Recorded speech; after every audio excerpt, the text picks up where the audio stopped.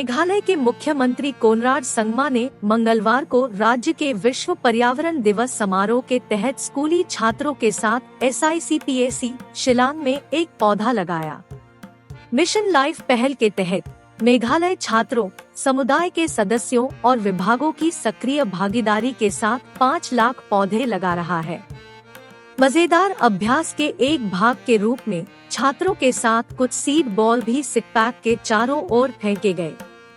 CM Conrad ने अपने social media handle पर घटना से तस्वीरें साझा की और लिखा, आज हमने छात्रों के साथ मिलकर सिकपैक के चारों ओर कुछ सीड बॉल भी फेंके। यह एक मजेदार अभ्यास है क्योंकि हम अपने बच्चों को अधिक पर्यावरण के प्रति जागरूक और हरे रंग के लिए बीज बोना सिखाते हैं। मेघालय राज्य भर में कुल 3.6 मिलियन सीड बॉल वितरित किए जाएंगे, जिससे छात्रों, स्कूलों और समुदायों को मेघालय में हरित स्थान बनाने के अभियान में भाग लेने के लिए प्रोत्साहित किया जा सकेगा। I pledge to make all possible changes in my daily life to protect the environment. I also commit to continuously motivate my family, friends and others about the importance of environmentally friendly habits. मुख्यमंत्री Conrad के संगमा ने बताया कि कार्यालय ज्ञापन में संशोधन के लिए सर्वदलीय समिति की सिफारिशों को शामिल किया गया है।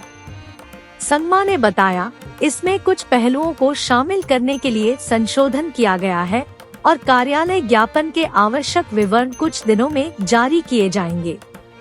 उन्होंने कहा कि इस संशोधन के साथ जो कल या परसों तक होने की संभावना है, इसका मतलब है कि भर्ती प्रक्रिया जारी रहेगी। मुख्यमंत्री ने कहा, ऑफिस मेमोरेंडम में इन संशोधनों के साथ ही रिजर्वेशन रोस्टर के लिए ऑफिस मेमोरेंडम के बाद भर्ती की प्रक्रिया भी शुरू हो जाएगी, जो कल या परसों आने की संभावना है।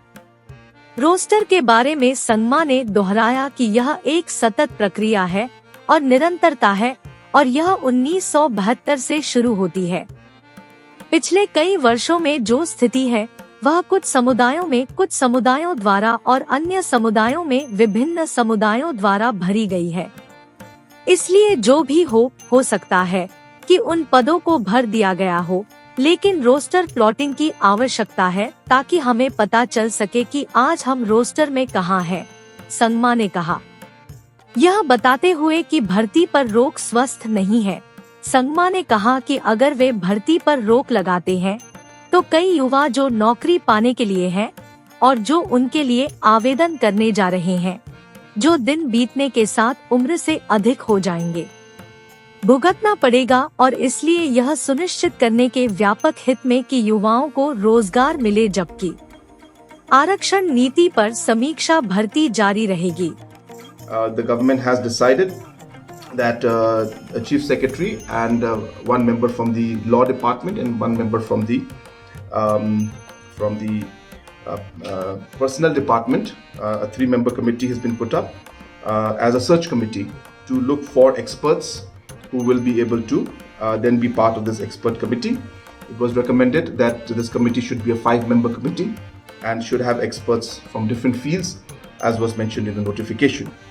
Also, very important decision today that was taken was that the office memo for the reservation roster amendments were put up today to be made in the reservation roster, so that the reservation roster OM is clear. And with these amendments now in the office memorandum, the process of recruitment will also be starting post the office memorandum for the reservation roster that will come out most probably tomorrow or day after tomorrow. Meghalaya विधानसभा की प्राक्कलन समिति के सदस्यों ने समिति के अध्यक्ष मायराल बॉन CM के नेतृत्व में सोमवार को नई दिल्ली के एक सरकारी स्कूल का दौरा किया, यह जानने के लिए कि स्कूल कैसे काम करते हैं। समिति के सदस्यों ने नई बस्ती, किशनगंज, नई दिल्ली स्थित राजकीय प्रतिभा विकास विद्यालय का दौरा किया। सीएम के अलावा विधायक चार्ल्स मार्गर, रेमिंगटन मोमिन, लिमिसन संगमा और मियानी शिरा ने भी स्कूल का दौरा किया। नई दिल्ली में जारी बयान के अनुसार समिति ने कहा कि उन्होंने पाया है कि सरकारी स्कूलों के एवरू क्लासरूम सीसीटीवी कैमरों, डिजिटल क्लासरूम से लैस है। हर कक्षा में लैपटॉप, पुस्तकालय भी है और सरकार स्कूल स्वास्थ्य क्लिनिक भी स्थापित करती है।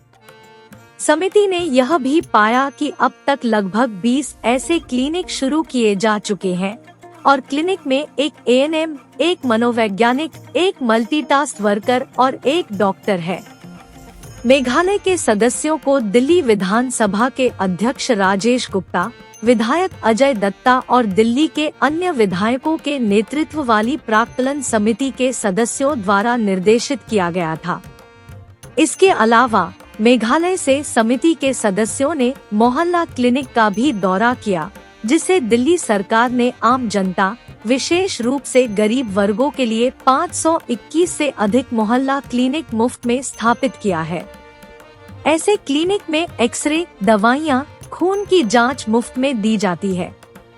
साथ ही सभी क्लिनिकों में एक डॉक्टर, एक नर्स और एक फार्मासिस्ट है। देखिए, बड़े सौभाग्य और खुशी की बात है कि अरविंद केजरीवाल जी के इस शिक्षा और स्वास्थ्य के मॉडल को देखने के लिए पूरी दुनिया के लोग चर्चा भी करते हैं और आना भी चाहते हैं। आज उसी कड़ी में मेघालय के एस्टिमेट कमेटी का डेलीगेशन यहाँ पर आए हैं। उसके अंदर जो MLAs हैं वो साथ ही यहाँ पर आए हैं। उन्होंने पहले एक स्कूल का दौरा किया, बहुत ही अच्छा स्कूल को पाया भी और बहुत अच्छा लगा उन्हें जब उन्होंने स्कूल के अंदर देखा कि जो बोर्ड्स हैं वो भी इलेक्ट्रॉनिक हैं, बड़े अच्छे बेंचेस हैं, कैमराज अंदर लगे हुए हैं और किस तरीके से वो जो सिस्टम की हम बात करते हैं कि उसे बदला जा सकता है सरकारी स्कूलों को भी, वो देखा उन्होंने, हमने करके दिखाया है। उसी तरीके से वहाँ पर एक स्कूल क्लिनिक भी है, जिस स्कूल क्लिनिक के अंदर जो बच्चे वहाँ पर पढ़ते हैं उनका पूरा डेटा रखा जाता है। उस बच्चे को अगर एनीमिया है, आंखों का चश्मा लगना है, दांतों में कोई तकलीफ है या और भी कोई तकलीफ है, तो उस बच्चे का डेटा भी रखते हैं, उसको डायग्नोस करते हैं, उसको दवाइयाँ देते हैं। सब कुछ फ्री ऑफ कॉस्ट हो रहा है, स्कूल के अंदर हो रहा है। मेघालय के मुख्यमंत्री कोनराड के संगमा ने मंगलवार को इसके गठन की घोषणा की।